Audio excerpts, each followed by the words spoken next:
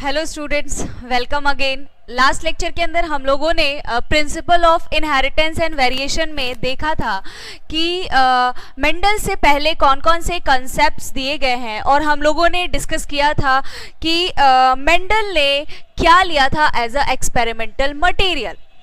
Clear students.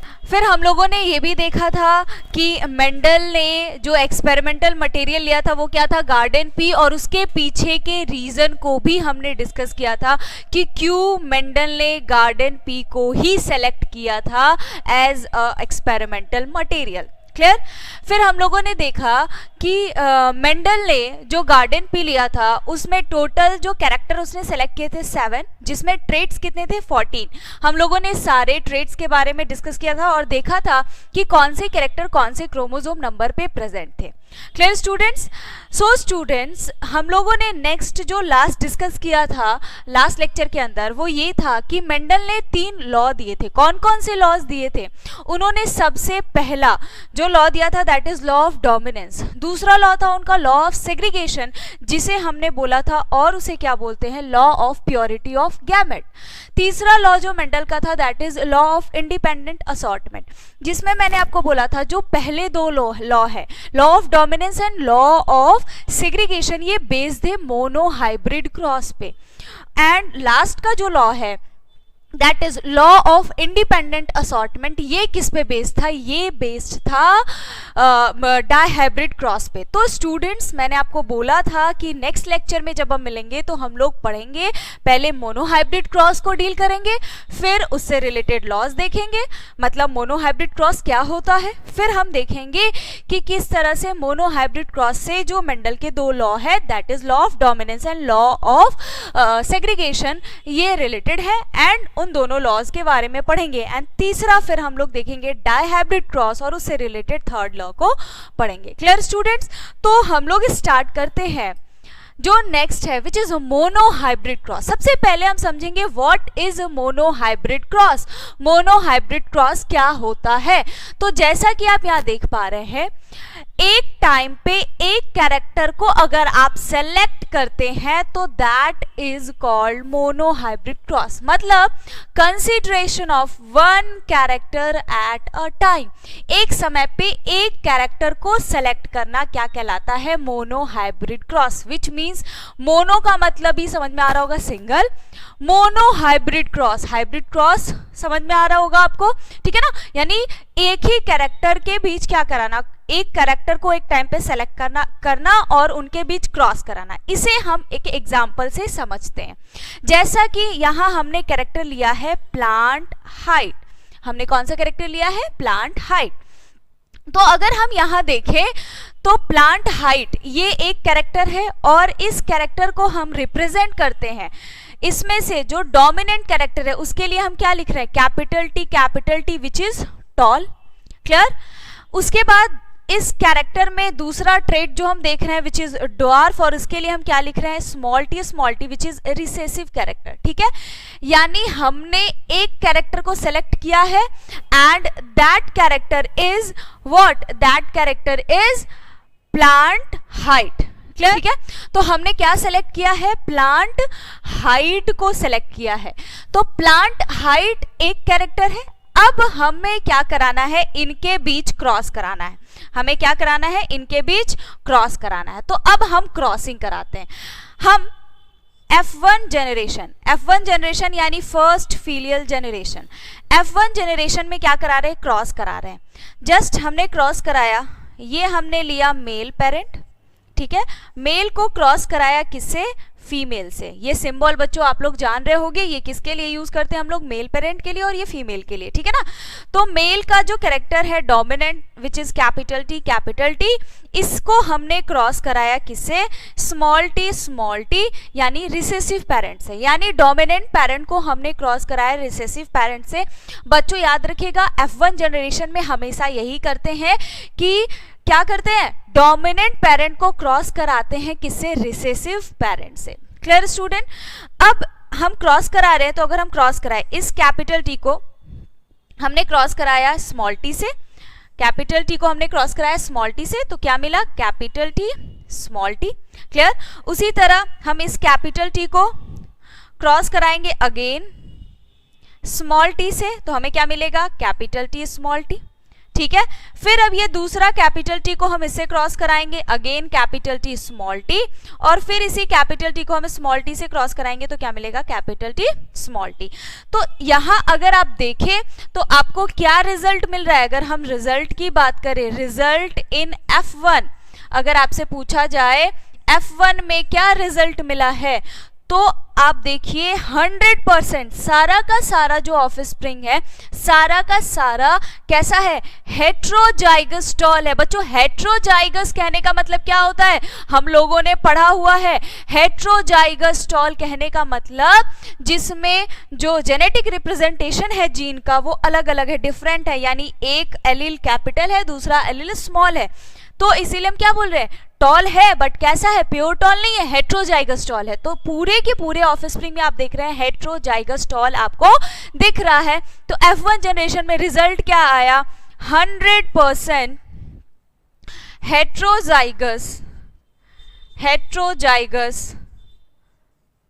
Heterozygous tall.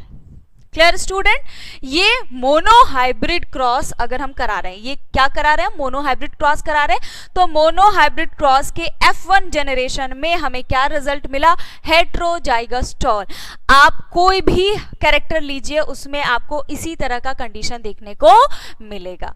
Clear students, चलिए अब हम नेक्स्ट आगे बढ़ते हैं। ये तो F1 जनरेशन, अब इसके बाद के जनरेशन में क्या हुआ, तो हम लोग मूव करते हैं F2 जनरेशन में, यानी F1 के बाद वाले जनरेशन में क्या रिजल्ट आया ये हम देखते हैं।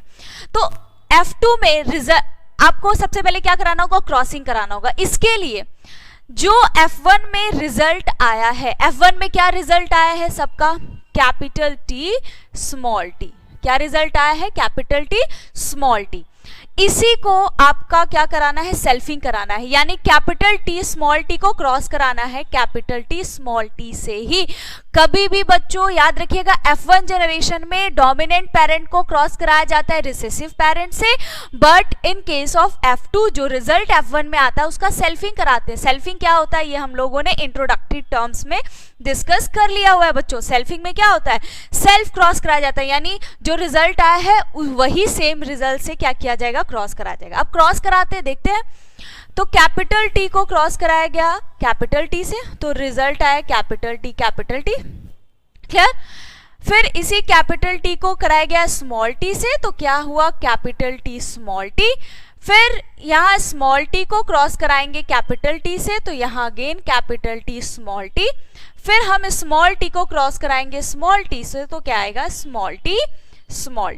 क्लियर स्टूडेंट्स, तो यहाँ हम क्या देख रहे हैं, यहाँ अगर आप देखिए तो ये जो है ये इससे क्या रिजल्ट आएगा, टॉल। अगर आप कैपिटल टी स्मॉल टी देखें तो इसमें भी क्या आएगा, टॉल, क्योंकि यहाँ डोमिनेंट कैरेक्टर एक है। इससे भी क्या रिजल्ट आएगा, टॉल। यहाँ भी क्या है, डोमिनेंट कैरेक्टर है। और अगर इसको देखें इस ऑफस्प्रिंग को, तो इसमें क्या है, दोनों रिसेसिव है, यानी ड्वार्फ कैरेक्टर आएंगे, है ना, ड्वार्फ। तो स्टूडेंट अगर आप एक्सटर्नली देखें, जेनेटिक रिप्रेजेंटेशन की बात नहीं करेंगे, अगर हम सिर्फ फिनोटाइप की बात करेंगे, फिनोटाइप जीनोटाइप ये भी हम लोगों ने डिस्कस कर लिया हुआ है प्रीवियस लेक्चर्स के अंदर। बच्चों जिन लोगों ने नहीं देखा है प्रीवियस लेक्चर, प्लीज आप प्रीवियस लेक्चर को देखिए और समझिए क्या होता है फिनोटाइप और जीनोटाइप। तो यहाँ हम एक बार फिर से बता दे रहे हैं, फिनोटाइप कहने का मतलब एक्सटर्नल अपीयरेंस क्या है किसी भी ऑफस्प्रिंग का, किसी भी ऑर्गेनिज्म का। तो एक्सटर्नली अगर आप देखें तो 3 आपको टॉल दिख रहा है, 1 ड्वार्फ दिख रहा है। तो बच्चों पूछा गया फिनोटिपिक रेशियो क्या है, तो इट इज 3:1। 3 इसमें से क्या है, टॉल है, 1 इसमें से क्या है, ड्वार्फ है ना। तो phenotypic ratio 3:1। Similarly genotypic ratio की अब बात करेंगे। जीनोटिपिक रेशियो में हम ये नहीं देखते हैं कि कितने टॉल है कितने ड्वार्फ है, हम ये देखते हैं कि जितने भी टॉल है या जितने भी ड्वार्फ हैं, यानी जो भी कैरेक्टर है उनका जेनेटिक रिप्रेजेंटेशन कैसा है, क्या सारे के सारे टॉल जो है सारे के सारे का जेनेटिक रिप्रेजेंटेशन सेम है। अगर सेम है तो ठीक है, अगर डिफरेंट होगा तो हम अलग अलग रेशियो देंगे। जैसे यहाँ अगर हम देखें तो ये देखिए ये कैसा टॉल है, प्योर टॉल है ना, प्योर टॉल है। बट इन दोनों की बात करें तो ये दोनों कैसा है, हेट्रोजाइगस टॉल है बच्चों, कैसा है, हेट्रोजाइगस टॉल है। और यहाँ इसकी बात करें तो ये कैसा है, ड्वार्फ है। ठीक है, तो अगर जेनेटिक रिप्रेजेंटेशन की बात करें यानी जीनोटिपिक रेशियो की बात करें तो 1:2:1। एक प्योर टॉल है जैसा कि मैंने यहाँ पे मेंशन किया है, एक क्या है, प्योर टॉल है। यानी टोटल रिजल्ट कितना आया, 4 में से एक क्या है, प्योर टॉल है, यानी 25% रिजल्ट क्या है, प्योर टॉल है। और इसे हम डिनोट करेंगे कैपिटल टी से। उसी तरह दो क्या हम देख रहे हैं, हेट्रोजाइगस टॉल, यानी एक कैपिटल टी दूसरा स्मॉल टी, तो यहाँ 2, 4 में से 2 यानी 50% आपका क्या आ रहा है, हेट्रोजाइगस टॉल आ रहा है। एंड थर्ड हम देख रहे हैं ड्वार्फ, जो कि एक है, यानी 4 में से एक, अगेन 25% आपका क्या है, ड्वार्फ है। क्लियर स्टूडेंट, समझ में आ रही बात, ठीक है ना। तो यहां से हम क्या देख रहे हैं, यहां से हम यही देख रहे हैं कि मोनोहाइब्रिड क्रॉस के केस में अगर F1 जनरेशन में देखें तो 100% आपको हेट्रोजाइगस टॉल मिल रहा है। F2 जनरेशन में अगर आप देखें तो फिनोटिपिक रेशियो और जीनोटिपिक रेशियो, ये दोनों रेशियो क्या आप देख पा रहे हैं, अलग अलग है। क्यों, क्योंकि एक्सटर्नल अपीयरेंस अलग है और उनका जेनेटिक रिप्रेजेंटेशन अलग है। समझ में आ गई बात बच्चों। तो ये था आपका मोनोहाइब्रिड क्रॉस, यानी एक कैरेक्टर को एक टाइम पे कंसिडर करना और उनके बीच क्रॉस कराना। क्रॉसिंग कैसे कराएंगे ये भी हमने देख लिया, F1 जनरेशन में देखा, और उसके बाद F2 जनरेशन में हम क्या करते हैं, जो भी F1 में रिजल्ट आता है उसका क्रॉस कराते हैं, उसका सेल्फिंग कराते हैं F2 जनरेशन में। F1 में जो रिजल्ट आएगा उसका क्रॉस कराएंगे F2 जनरेशन में। समझ में आई बात बच्चों, ठीक है ना। अब नेक्स्ट देखते हैं, अब कुछ अदर क्रॉसेस जो मोनोहाइब्रिड क्रॉस पे बेस्ड है। यहाँ जो भी क्रॉसेस मैंने लिखे हैं आपको यहाँ मैं समझा दे रही हूँ, बस आपको जो भी रेशियोज दिए गए हैं वो आपको याद कर लेना है। यहाँ आपको समझ में आ जाएगा ऐसा क्यों होता है, ये मैं आपको एक्सप्लेन यहाँ पे कर दे रही हूँ। बट आपको जितने भी क्रॉसेस यहाँ पे दिए गए हैं वो बस आप रिमाइंड कर लीजिएगा, याद रख लीजिएगा, उससे ज़्यादा कुछ करने की ज़रूरत नहीं, क्योंकि इससे डायरेक्ट क्वेश्चन रहता है आपको। अब एग्जाम में हमारे पास टाइम बहुत कम होता है अवेलेबल, तो बच्चों क्विकली हमें क्वेश्चन सॉल्व करना होता है, इसलिए कुछ ट्रिक्स मैं आपको बता दे रही हूँ जो आपको याद होनी चाहिए, ठीक है ना। टेस्ट क्रॉस, एग्जाम में क्वेश्चन आता है टेस्ट क्रॉस क्या होता है। तो बच्चों टेस्ट क्रॉस का मतलब है F1 में जो रिजल्ट आया है, ठीक है, उसको क्रॉस कराना रिसेसिव पेरेंट से। तो बच्चों अभी थोड़ी देर पहले हम लोगों ने देखा मोनोहाइब्रिड क्रॉस के अंदर F1 में क्या रिजल्ट आया था, कैपिटल टी स्मॉल टी, है ना, यही रिजल्ट आया था। क्या आया था, कैपिटल टी स्मॉल टी। अब आप इसे क्रॉस कराइए, किससे क्रॉस कराना है, रिसेसिव पेरेंट से। तो रिसेसिव कैरेक्टर हमने क्या लिया था, स्मॉल टी रिसेसिव कैरेक्टर था ना ये। तो अब इनके बीच क्रॉस कराइए, यहाँ कैपिटल टी स्मॉल टी, यानी कैपिटल टी स्मॉल टी आया, इसको हम अगेन इससे क्रॉस कराएंगे, क्या आएगा, कैपिटल टी स्मॉल टी। फिर स्मॉल टी को स्मॉल टी से क्रॉस कराइए, स्मॉल टी, फिर इसको स्मॉल टी को इससे क्रॉस कराइए, क्या आएगा, स्मॉल टी। तो बच्चों यहाँ पे रिजल्ट क्या आया, देखिए अगर हम फिनोटाइप देखें तो दोनों के दोनों कैसे टॉल है, हेट्रोजाइगस टॉल है। और इन दोनों की बात करें तो ये क्या है, ड्वार्फ है, प्योर ड्वार्फ। और ड्वार्फ तो प्योर ही होगा ना बच्चों, क्योंकि ये रिसेसिव कैरेक्टर है, ठीक है। तो यहाँ पे आप क्या देख पा रहे हो कि अगर फिनोटिपिक रेशियो देखें तो 2:2 यानी 1:1, ठीक है, 2:2 को हम लोग क्या लिखेंगे, 1:1। और जीनोटाइप भी देखें तो जीनोटाइप भी दोनों के दोनों हेट्रोजाइगस टॉल है और दोनों के दोनों प्योर टॉल है, प्योर डॉर्फ है। तो वो भी क्या है, सेम 2:2 यानी 1:1।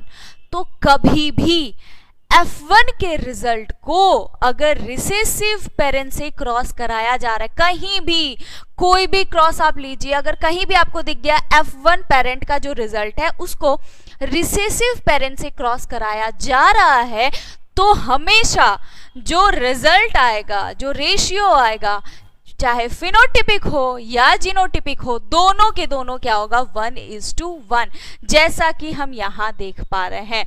2:2 लिखिए और 1:1 लिखिए, कोई फर्क नहीं पड़ता है, ठीक है ना।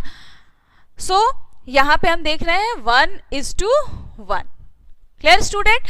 तो टेस्ट क्रॉस का मतलब है, टेस्ट क्रॉस का मतलब क्या है? पहली चीज तो F1 का जो रिजल्ट आता है उसको क्रॉस कराया जाता है किससे? रिसेसिव पेरेंट से, ये याद रहना चाहिए, ठीक है ना?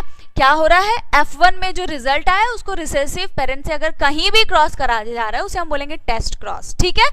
और उसके बाद हम क्या देख रहे हैं कि जो रिजल्ट है वो क्या आ रहा है? हमेशा कहीं भी आप कोई भी क्रॉस करा के देख लीजिए बच्चों, F1 में जो आएगा उसका अगर आप रिसेसिव पेरेंट से क्रॉस कराते तो हमेशा 1:1 ही आएगा रेशियो।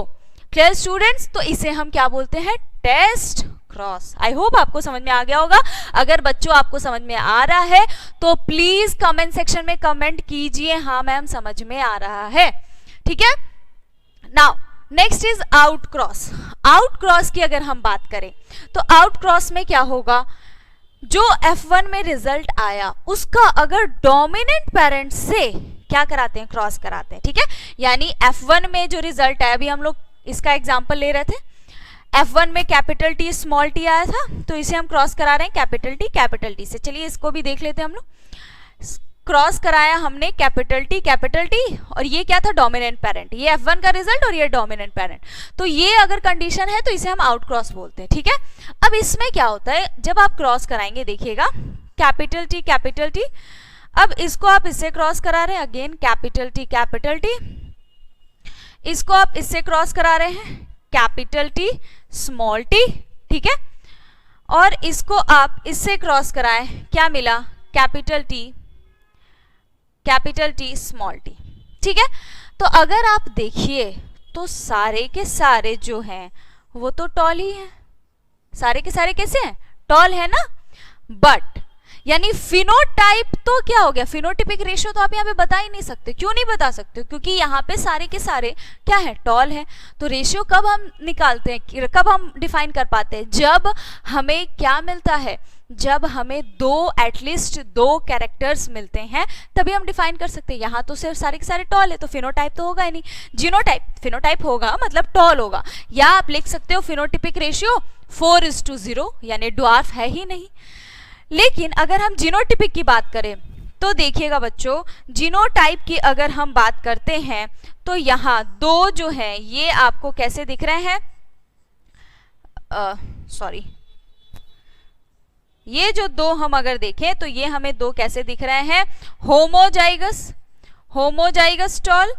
और इन दोनों की बात करें तो ये कैसा दिख रहा है हमें? हेट्रोजाइगस टॉल, ठीक है ना?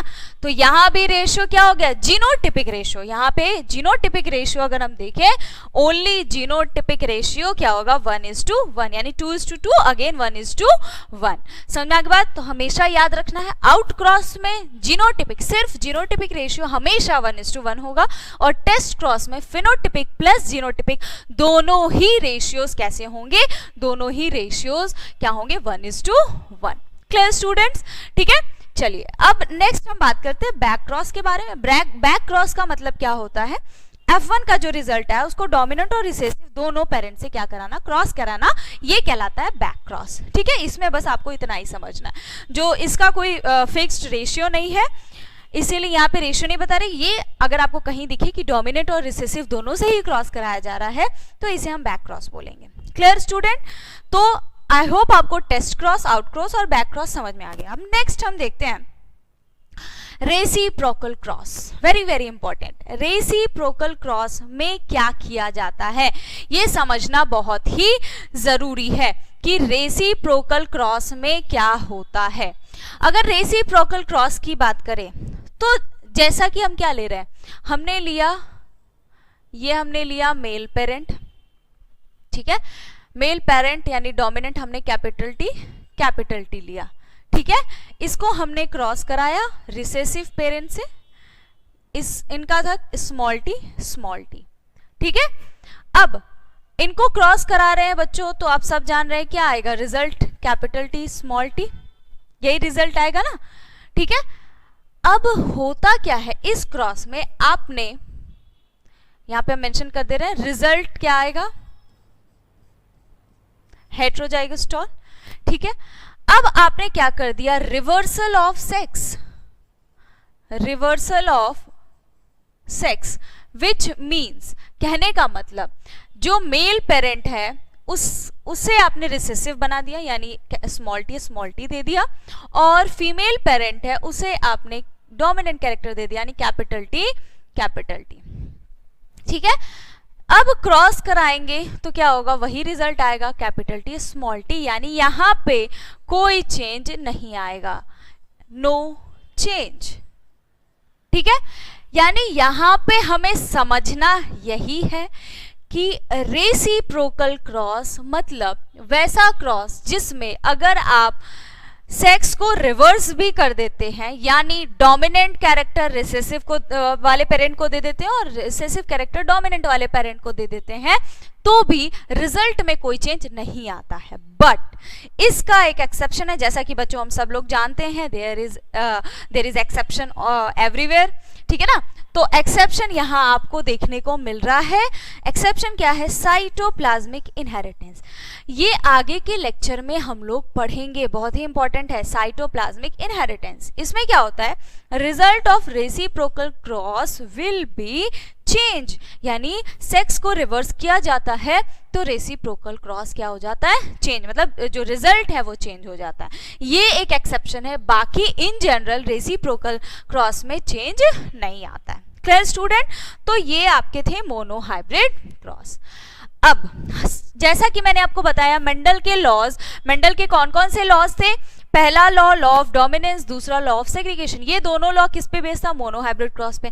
हमने मोनोहाइब्रिड क्रॉस पढ़ लिया, अब हम पढ़ेंगे मेंडल का पहला law which is law of dominance. ठीक है, तो स्टूडेंट अब हम लोग देखते हैं लॉ ऑफ डोमिनेंस होता क्या है। नाम से ही समझ में आ रहा होगा, डोमिनेंट कैरेक्टर। ठीक है ना, तो डोमिनेंस देखते हैं, समझते हैं क्या है। यहां पे फर्स्ट पॉइंट क्लियरली यहां पे मैंने लिखा है, characters are controlled by paired factor. जैसा कि हम जानते हैं, हमेशा हम अगर कैरेक्टर लिखते हैं तो हम हमेशा पेयर में लिखते हैं ना। यहाँ पे अगर हम लिख रहे हैं तो ये क्या है, कैरेक्टर है, प्लांट हाइट, तो इसको हम कभी भी डिनोट करेंगे तो पेयर में डिनोट करेंगे। ये लॉ ऑफ डोमिनेंस का पहला पॉइंट है, क्या कि कैरेक्टर हमेशा किस में प्रेजेंट होगा, पेयर में प्रेजेंट होगा। ठीक है, यहां फर्स्ट पॉइंट समझ में आ गया होगा, characters are controlled by, sorry यहाँ पे पेंड लिखा है बट पेयर्ड फैक्टर, बच्चों यहाँ पे मेंशन कीजिएगा, यहाँ पे क्या होगा, पेयर्ड फैक्टर आर। ठीक है, यानी characters are controlled by paired factor. समझ में आई बात बच्चों। उसके बाद दूसरा जो इंपॉर्टेंट पॉइंट है इस लॉ का वो क्या है कि इन a dissimilar pair of factor, यानी अगर ये जो फैक्टर हम ले रहे हैं पेयर में है, अगर जो फैक्टर ले रहे हैं ये अलग अलग है, डिसिमिलर है, यानी यहाँ पे जैसे देखिए कैपिटल टी दोनों सेम है, सिमिलर पेयर है, यहाँ भी कैपिटल आर दोनों क्या है, सिमिलर पेयर है। बट यहाँ अगर हम देखें तो यहाँ पे क्या है, dissimilar pair of factor present है। ठीक है ना, यानी एक कैपिटल टी है तो दूसरा स्मॉल टी है। तो इसमें क्या, इस केस में क्या होगा, जिसका एक्सप्रेशन, जैसे ये हम इन जनरल क्या बोलते हैं, ये टॉल है ना, तो क्यों ऐसा हो रहा है, क्योंकि जिसका एक्सप्रेशन होगा वो हमेशा डोमिनेंस होगा। इस लॉ के अकॉर्डिंग ये बोला गया है, यानी in a dissimilar pair of factor one undergoes expression, यानी जिसका एक्सप्रेशन हो रहा है, किसका एक्सप्रेशन हो रहा है, टॉल का एक्सप्रेशन हो रहा है, तो टॉल क्या है, डोमिनेंट कैरेक्टर है, इज डोमिनेंट। समझ में आई बात बच्चों। ठीक है ना, तो यही हम आपको समझाने की कोशिश कर रहे हैं कि लॉ ऑफ डोमिनेंस कहने का मतलब होता है, सबसे पहले तो जो कैरेक्टर है वो पेयर में प्रेजेंट होंगे, और ये जो कैरेक्टर है अगर डिसिमिलर पेयर है यानी अलग अलग पेयर हैं, तो उन दोनों में जिसका एक्सप्रेशन होगा वो कौन होंगे, डोमिनेंट होंगे। ठीक है ना, तो यही इस लॉ का मतलब है, लॉ ऑफ डोमिनेंस का। तो हमने मोनोहाइब्रिड क्रॉस पढ़ा तो उससे हमको ये ज्यादा क्लियर हो गया समझने में, क्योंकि पहले हमें क्रॉस पढ़ना चाहिए, फिर क्रॉस से हम रिजल्ट देख रहे हैं क्या आ रहा है, तभी हम डिसाइड कर पाएंगे कि कौन सा डोमिनेंट है और कौन सा रिसेसिव है। ठीक है ना स्टूडेंट, चलिए, लेकिन अभी थोड़ी देर पहले भी मैंने बताया एक्सेप्शन इज एवरीवेयर। ठीक है ना, ऑल सब्जेक्ट्स में एक्सेप्शन है, तो यहां भी लॉ ऑफ डोमिनेंस का भी एक एक्सेप्शन था, क्या कि incomplete and codominance. Incomplete and codominance ये जो थ्योरी है, इसमें इस लॉ के अपोजिट काम किया गया। ये देखेंगे आगे के लेक्चर्स में, हम लोगों को सारा कुछ पढ़ना है, जो भी एक्सेप्शंस हम देख रहे हैं, जैसे साइटोप्लाज्मिक इनहेरिटेंस पढ़ रहे हैं, या हम इनकम्प्लीट डोमिनेंस की बात करें, को डोमिनेंस की बात, आगे देखेंगे कि किस तरह से मेंडल के लॉ ऑफ डोमिनेंस को इसने डिस्कार्ड किया, मतलब ये एक्सेप्शन है उसके लिए, ठीक है। तो आपको समझ में आ गया होगा लॉ ऑफ डोमिनेंस का मतलब क्या है, कि कैरेक्टर्स हमेशा पेयर में होंगे, फर्स्ट पॉइंट। सेकेंड पॉइंट, अगर डिसिमिलर पेयर है तो जिसका एक्सप्रेशन होगा वो कैसा होगा, डोमिनेंट होगा। अब स्टूडेंट्स, कुछ बच्चों को यहाँ पे कंफ्यूजन भी होता है, मैम ये डोमिनेंट कैरेक्टर यानी डोमिनेंट एलील, हम लोग बार बार बात कर रहे हैं रिसेसिव एलील, ये सारे एलील क्या है, तो इन्हें हम समझते हैं। जैसा कि हम यहाँ देख पा रहे हैं, एक्सप्लेनेशन ऑफ डोमिनेंस, हमें एक्सप्लेन करना है डोमिनेंस को। डोमिनेंस का मतलब क्या है, तो जैसा हम यहाँ देख रहे हैं कैपिटल टी स्मॉल टी, दो कैरेक्टर लिया, इसमें एक्सप्रेशन किसका हो रहा है, कैपिटल टी का ना, मतलब क्या है, डोमिनेंट एलील है ये, ठीक है, ये क्या है, डोमिनेंट एलील है, समझ आई बात बच्चों। और अगर स्मॉल टी की बात करें तो ये क्या है, रिसेसिव एलील है, ठीक है। अब डोमिनेंट एलील ही एक्सप्रेस क्यों होता है, इसके पीछे क्या खासियत है, इसे समझना जरूरी है। सबसे पहली चीज तो डोमिनेंट एलील जो होता है उसके पास इंफॉर्मेशन होता है टॉलनेस का, ठीक है, क्या है कि मैं टॉल हूं, इसका इंफॉर्मेशन किसके पास होगा, ऑब्वियस सी बात है, जो टॉल होगा उसी के पास इंफॉर्मेशन होगा। और रिसेसिव एलील के पास इंफॉर्मेशन है, यानी यहाँ पे हम स्मॉल टी लिख रहे हैं तो यहाँ इसके पास इंफॉर्मेशन है किसका, ड्वार्फनेस का, ठीक है। उसके बाद दूसरा, कैपिटल टी जो है अनमॉडिफाइड एलील है। बच्चों एक चीज याद रखिएगा, जिस भी एलील में चेंजेस ज्यादा होंगे वो स्टेबल नहीं होता है। अब वो अपने अंदर बार बार चेंजेस ला रहा है तो एक्सप्रेशन उसका होगा ही नहीं। यहाँ डोमिनेंट एलील जो है अनमॉडिफाइड एलील है, इसमें चेंजेस नहीं हो रहे, मॉडिफिकेशन इसमें नहीं हो रही, ये स्टेबल है, इसीलिए हर जगह ये क्या होता है, एक्सप्रेस होता है। जो स्टेबल नहीं होते हैं, एक जगह स्टेबल नहीं होते, लाइफ में कभी खुशी नहीं रह सकते बच्चों, है ना, ऐसा होता है।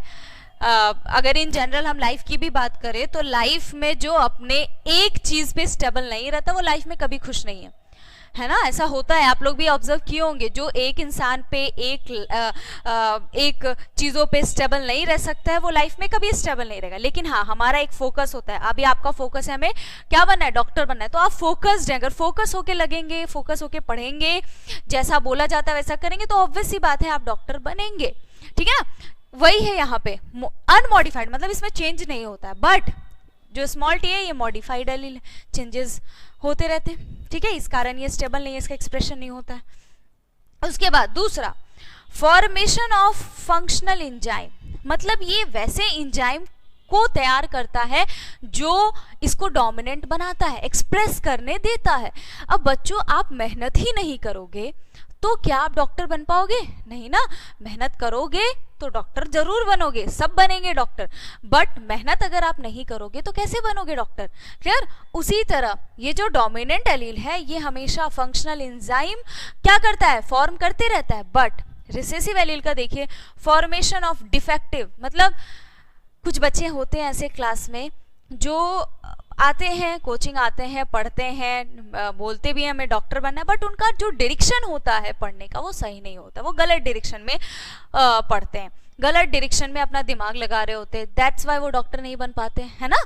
तो बिल्कुल रिसेसिव एलील वैसा ही है, ये क्या फॉर्म कर रहा है, फॉर्मेशन ऑफ डिफेक्टिव, या एंजाइम अगर फॉर्म यानी मेहनत कर भी रहा है तो गलत चीजों पे, और कुछ कुछ तो ऐसे होते हैं जो बिल्कुल ही मेहनत नहीं करते, बोलते हैं बस ऐसे ही आते हैं, पढ़ते हैं, चले जाते हैं, बट उनको मतलब नहीं होता कि हमें डॉक्टर बनना है या नहीं बनना, बस ऐसे ही एम है डॉक्टर बनना है बट मेहनत नहीं करना है। वही रिसेसिव एंजाइम कर रहे हैं, नो एंजाइम एट ऑल, ठीक है। अब जो मेहनत करेगा वही एक्सप्रेस होगा ना, जो आप अगर मेहनत करोगे तो ही डॉक्टर बनोगे, नहीं करोगे तो कैसे बनोगे, ठीक है। उसके बाद नेक्स्ट, मेटाबॉलिज्म ऑफ टॉलनेस, इसके पास सारे के सारे केमिकल रिएक्शंस होते हैं, यानी जो डोमिनेंट एलील है, यानी जो टी कैपिटल टी की बात करें, इसके पास सारे के सारे केमिकल रिएक्शंस हो रहे होते हैं ताकि वो कैसा दिखे, एक्सप्रेस हो टॉलनेस का, बट यहाँ तो बेचारा कोई मेहनत ही नहीं कर रहा है, नो मेटाबॉलिज्म ऑफ डॉर्फनेस, तो कैसे होगा एक्सप्रेस, ठीक है। तो इसीलिए फाइनली एक्सप्रेशन इसका होता है टॉल का, यहाँ पे no expression of dwarf, dwarf का एक्सप्रेशन होता ही नहीं है। मतलब अब कब होगा ड्वार्फ का एक्सप्रेशन? जब कैपिटल टी नहीं होगा। मतलब सिर्फ और सिर्फ अगर वैसे ही बच्चे हैं जो बिल्कुल ही मेहनत नहीं करते, उनके साथ कोई कंपटीशन है ही नहीं, तो तभी वो एक्सप्रेस हो पाएंगे, अदरवाइज तो होंगे नहीं। ठीक है, और इसे हम क्या बोलते हैं? Pseudo dominance. अगर एक्सप्रेस होते हैं in absence of dominant allele तो उसे हम क्या बोलते हैं? Pseudo dominance. बच्चों ये हमने पढ़ा है इंट्रोडक्टरी टर्म्स में, तो प्रीवियस लेक्चर आप जरूर देखिएगा। ठीक है, तो this is all about dominance. समझ में आ गई बात? तो ये हमारा था लॉ ऑफ डोमिनेंस। अब नेक्स्ट हम बात करते हैं लॉ ऑफ सेग्रीगेशन के बारे में। इसे हम और क्या बोलते हैं? Law of purity of gamete. और हम क्या बोलते हैं? Law of purity of gamete. ऐसा हम क्यों बोल रहे हैं देखते हैं। जैसा कि हमने आपको अभी थोड़ी देर पहले बताया, कैरेक्टर हमेशा किस में प्रेजेंट रहेगा? पेयर में प्रेजेंट रहेगा। ठीक है, कैरेक्टर किस में प्रेजेंट रहेगा? पेयर में। तो यहां हम देख रहे हैं कैपिटल टी है। ठीक है, तो कैपिटल टी और स्मॉल टी दो एलील, एक मिनट, यहां पे कैपिटल टी होगा, स्मॉल टी नहीं होगा बच्चों, इसे हम करेक्ट कर लेंगे।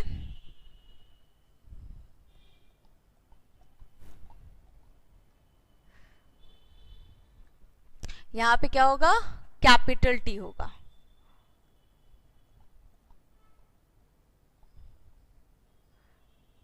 ठीक, तो स्टूडेंट्स यहां पे जैसा कि हम देख रहे हैं, यहां पे पेयर में प्रेजेंट है कैपिटल टी, यहां भी कैपिटल टी, यहां भी कैपिटल टी।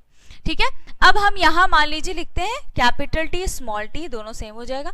यहां पे हमने लिया कैपिटल टी और स्मॉल टी, तो यहां पे एक आ जाएगा आपका स्मॉल टी, और यहाँ पे कैपिटल आर स्मॉल आर, तो कैपिटल आर और स्मॉल आर। ठीक है, तो स्टूडेंट्स यहाँ पे समझने वाली बात ये है कि ये जो दो एलील्स होते हैं जीन के, ये क्या होते हैं? सेपरेट हो जाते हैं। जैसे मैंने इनको क्या किया? सेपरेट किया है। ये एक एलील है, ये एक एलील है, और ये दूसरा एलील है ना? ऐसा ही हो रहा है। तो two alleles of the gene are separated, अलग हो जाते। कब? At the time of gametogenesis. Gametogenesis बच्चों, गैमीटोजेनेसिस का मतलब क्या होता है? गैमेट का फॉर्मेशन। यहाँ गैमीटोजेनेसिस, गैमीटो का मतलब गैमेट, और जेनेसिस मतलब सिंथेसिस, जेनेसिस मतलब सिंथेसिस। तो यहां हम देख रहे हैं two alleles of the gene are separated at the time of gametogenesis. Gametogenesis के दौरान क्या होते हैं? ये सेपरेट हो जाते हैं। So gamete contain only one allele of the gene and they are always pure. इसीलिए क्या होता है? जो गैमेट होता है वो क्या कंटेन करता है? सिर्फ एक ही जीन कंटेन करता है। कब? फर्टिलाइजेशन के दौरान। ठीक है, जैसे मान लीजिए फर्टिलाइजेशन होता है तो हम लोग लिखते हैं ना, एक किससे आया? एक मेल पेरेंट से आया, तो दूसरा मान लीजिए फीमेल पेरेंट से आया। किससे आया? फीमेल पेरेंट से आया, और इनके बीच क्रॉस कराते हैं, तभी कैपिटल टी और स्मॉल टी हमें मिलता है ना। तो ये क्या है? गैमीटो, यानी जो गैमेट्स हैं वो क्या है? प्योर है। So gamete contain only one allele of the gene and they are always pure. ये क्या होंगे? हमेशा प्योर होंगे। इसीलिए हम इसे बोल रहे हैं law of purity of gamete. यानी लॉ ऑफ सेग्रीगेशन के अकॉर्डिंग यही बोला गया है कि जो कैरेक्टर्स हैं, जो एलील्स हैं, वो सेपरेट हो जाते हैं जीन से एट द टाइम ऑफ गैमीटोजेनेसिस। इसीलिए गैमेट में क्या होता है? सिर्फ और सिर्फ एक ही एलील प्रेजेंट होता है, और वो क्या होंगे? प्योर होंगे। समझ आई बात? और ये कब होता है गैमेटोजेनेसिस में? तो बच्चों याद रखिएगा, साइटोलॉजिकल बेसिस यानी एनाफेज 1 ऑफ मियोसिस 1 में ये होता है। ठीक है, ये हमें याद रहना चाहिए। कब होता है ये? Anaphase 1 of meiosis 1। अब ये क्या है? तो ये हम लोगों ने साइटोलॉजी में डील किया हुआ है। आप साइटोलॉजी में जाइए, साइटोलॉजी में एनाफेज 1 पढ़िए। एनाफेज 1 किसका? मियोसिस 1 का। ठीक है, उसमें देखिएगा उसी दौरान क्या होता है? गैमेट्स के अंदर एक एक एलील जाते हैं। ठीक है, चलिए इसका भी एक्सेप्शन है। ऐसे तो ये जो लॉ है ये यूनिवर्सल है, यानी सब जगह एप्लीकेबल है, बट फेल कब हो जाता है? During non disjunction of chromosome. Non disjunction of chromosomes में ये क्या हो जाता है? फेल हो जाता है। अब बच्चों नॉन डिसजंक्शन ऑफ क्रोमोसोम क्या होता है? ये भी हम लोगों ने साइटोलॉजी में पढ़ा है, तो आप लोग क्लास 11th का साइटोलॉजी एक बार फिर से रिकॉल कर लीजिए। ठीक है, so non disjunction of chromosome के दौरान ये बस फेल होगा, बाकी यूनिवर्सली ये क्या है? एक्सेप्टेड है। Clear student? So law of segregation Mendel का दूसरा लॉ था। तो दोनों लॉज को, जो दोनों के दोनों लॉ थे, ये किस पे बेस्ड थे? ये बेस्ड थे मोनोहाइब्रिड क्रॉस पे। तो मोनोहाइब्रिड क्रॉस हमने देखा, देन हम लोगों ने दोनों लॉज को डिस्कस कर लिया। नेक्स्ट अब हम देखते हैं dihybrid cross. Student, dihybrid cross कहने का मतलब, डाई हाइब्रिड, मोनोहाइब्रिड था तो सिंगल कैरेक्टर हम लोग एक टाइम पे सिलेक्ट कर रहे थे, ठीक है। अब डाई हाइब्रिड है, तो डाई हाइब्रिड के केस में हमें क्या करना है? डाई हाइब्रिड के केस में हमें दो कैरेक्टर एक टाइम पे सेलेक्ट करने, यानी consideration of two character at a time. तो यहाँ पे हम क्या ले रहे हैं? दो कैरेक्टर को सेलेक्ट कर रहे हैं एक टाइम पे, ठीक है। दो कैरेक्टर लीजिएगा, मान लीजिए हमने लिया सीड कलर और सीड शेप। सीड कलर में येलो कलर जो था कैपिटल वाई से डिनोट करें, ये डोमिनेंट। उसी तरह इसमें अगर हम ग्रीन कलर की बात करें, ये रिसेसिव कैरेक्टर है, इसे हम डिनोट करें स्मॉल वाई से, ठीक है।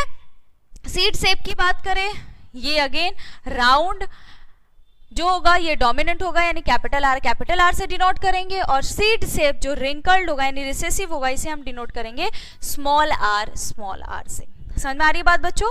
ठीक है ना। तो डाई हाइब्रिड क्रॉस में हमने दो कैरेक्टर लिया, कौन कौन सा? सीड कलर और सीड शेप। ये हमें मेंशन होना चाहिए, हमने क्या क्या लिया है? सीड कलर और सीड शेप। ये दो कैरेक्टर को हमने क्या किया है? सेलेक्ट किया है, ठीक है। अब हम लोग अगेन क्या कराएंगे? क्रॉस कराएंगे। तो अगेन हम लोग को क्रॉस कराना है, यहाँ पे हम लोग लिख रहे हैं F1 जनरेशन में क्रॉस कराने के लिए बच्चों हम लोग क्या लेते हैं? डोमिनेंट पेरेंट को क्रॉस कराते हैं रिसेसिव पेरेंट से। तो डोमिनेंट अगर देखा जाए तो ये डोमिनेंट है यानी येलो, तो हम यहाँ लिखेंगे कैपिटल वाई और यहाँ डोमिनेंट यानी येलो राउंड कैपिटल आर। इसको क्रॉस कराएंगे हम किससे? इसको क्रॉस कराएंगे ग्रीन वाले से, यानी स्मॉल वाई को क्रॉस कराएंगे हम स्मॉल आर यानी रिंकल्ड से, ठीक है। तो अब इसको क्रॉस कराइएगा तो आप देखिएगा जो इसका रिजल्ट आएगा वो पूरा का पूरा क्या होगा? कैपिटल वाई स्मॉल वाई और कैपिटल आर स्मॉल आर, यानी ऑल जो रिजल्ट आया वो क्या आएगा? F1 में ऑल हेट्रोजाइगस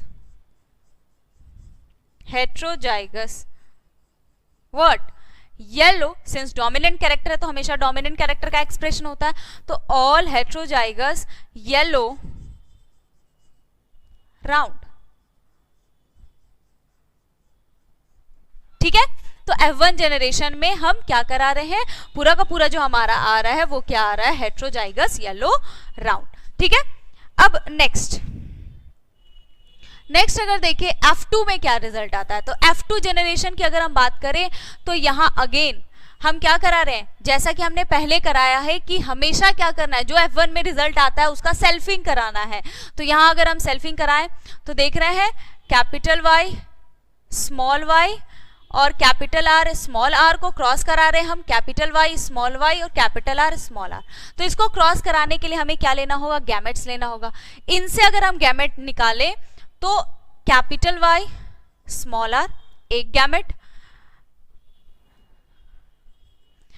दूसरा गैमेट अगर देखें तो यहां पे दूसरा गैमेट हमें क्या मिल रहा है? Capital Y small R. फिर तीसरे गैमेट की बात करें, तीसरा गैमेट क्या मिल रहा है? Small Y capital R and fourth gamete जो हमें मिल रहा है which is small Y small R. Similarly यहां भी हमें क्या मिलेगा? इससे भी हमें गैमेट्स मिलेंगे। वही कितने गैमेट मिलेंगे? 4 गैमेट मिलेंगे। Again capital Y capital R, capital Y small R, capital Y small R. फिर हमें क्या मिलेगा? Again small Y capital R and small Y small R, ठीक है। और इनको अगर आप क्रॉस कराइए तो क्रॉस कराने के बाद जो रिजल्ट आएगा कैपिटल वाई कैपिटल आर, ये क्या होंगे? पूरी तरह से येलो राउंड। फिर उसी तरह यहां भी रिजल्ट आएगा capital Y capital R small R. फिर यहां भी देखिए capital Y small Y capital R. फिर यहां देखिए capital Y small Y capital R small R. उसी तरह यहां देखिए capital Y capital R small R, फिर capital Y small R. Again capital Y small Y, capital R small R, फिर capital Y small R small R, again capital Y small Y, capital R, फिर capital Y small Y, capital R small R, again small Y, capital R, again small Y, capital R small R. फिर इसमें देखिए, इसको इससे cross करा रहे हैं, capital Y, capital R small R, फिर capital Y small R, small R, small R, फिर इसमें हम देख रहे हैं small Y, capital R small R, and यहाँ पे एक आपको सारा का सारा रिसेसिव मिल रहा है, स्मॉल वाई, स्मॉल आर।